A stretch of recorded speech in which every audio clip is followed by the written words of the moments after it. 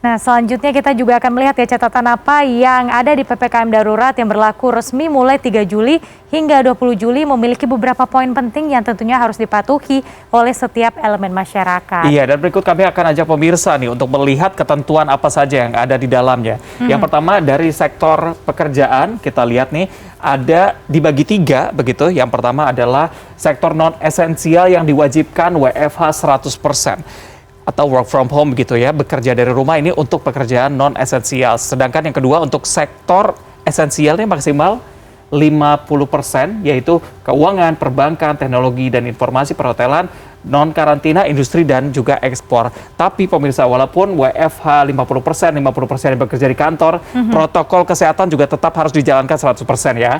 Yang ketiga ada sektor kritikal yang bekerja 100% seperti sektor energi, kesehatan, keamanan, industri makanan, minuman, konstruksi yang bekerja seperti biasa dari kantor. Nah, sektor ini juga menyangkut antara lain energi, kesehatan, keamanan, industri, makanan, minuman, dan juga penunjangnya, serta pemenuhan kebutuhan pokok masyarakat sehari-hari. Nah, ini walaupun bekerja 100% dari kantor, tapi protokol kesehatan harus tetap dijalankan.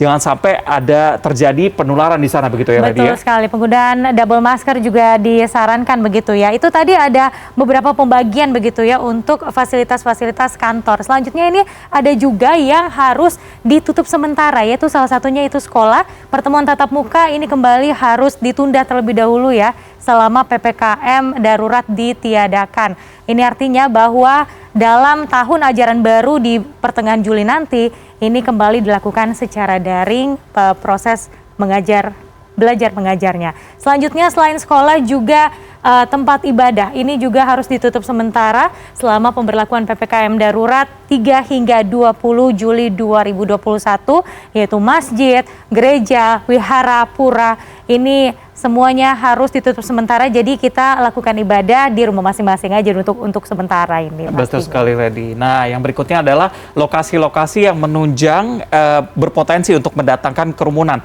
Seperti pasar tradisional misalnya. Ini harus dibuka maksimal sampai dengan pukul 8 malam. Untuk toko kelontong yang menjual kebutuhan sehari-hari begitu ya, diizinkan untuk beroperasi dengan kapasitas 50% daripada biasanya begitu. Sedangkan untuk tempat hiburan baik itu mall ini hanya diizinkan untuk ditutup, maksud kami ya, untuk mall dan juga tempat wisata, serta untuk restoran dan juga tempat makan hanya layanan antar saja, baik itu delivery ataupun take away untuk bisa dinikmati di rumah ya. Betul, berarti tidak diperkenankan untuk makan langsung di restoran tersebut. Ya. Selanjutnya ini adalah terkait angkutan umum, taksi baik konvensional maupun online dan juga sarana rental lainnya. Nah, kita akan lihat, Reza tolong dikliknya. Di bagian transportasi ini kita akan lihat ya bahwa memang sudah ada aturan selama PPKM darurat ini berlaku, maksimal kapasitas penumpang ini adalah 70% per armada.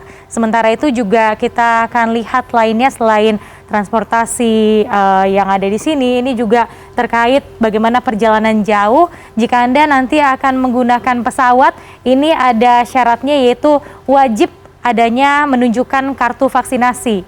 Minimal itu dosis pertamanya sudah ada, dan selanjutnya juga harus PCR, jadi tidak boleh antigen lagi. Ini khusus untuk pesawat ya, harus ada PCR H-2 untuk pesawat, serta antigen H-1 untuk moda transportasi jarak jauh lainnya. Betul, ini ada beberapa ketentuan lainnya kita bisa lihat di sini pemirsa, yaitu untuk pernikahan nih misalnya masih diizinkan untuk pernikahan dan juga hajatan dengan maksimal undangan yang diperbolehkan datang hanya 30 orang saja. Berikutnya kegiatan seni, budaya, dan juga olahraga serta fasilitas yang mencakup di dalamnya harus ditutup untuk sementara. Betul, sekaligus yang paling penting ini adalah Reza, tentu disiplin dalam protokol kesehatan. PPKM darurat ini sifatnya hanya sementara demi kemaslahatan kita bersama. Ya, itu tadi ya beberapa informasi yang bisa kita hadirkan. Jadi jangan sampai besok kaget begitu lihat mall tutup, ternyata memang lagi diberlakukan PPKM darurat di Jawa dan juga Bali.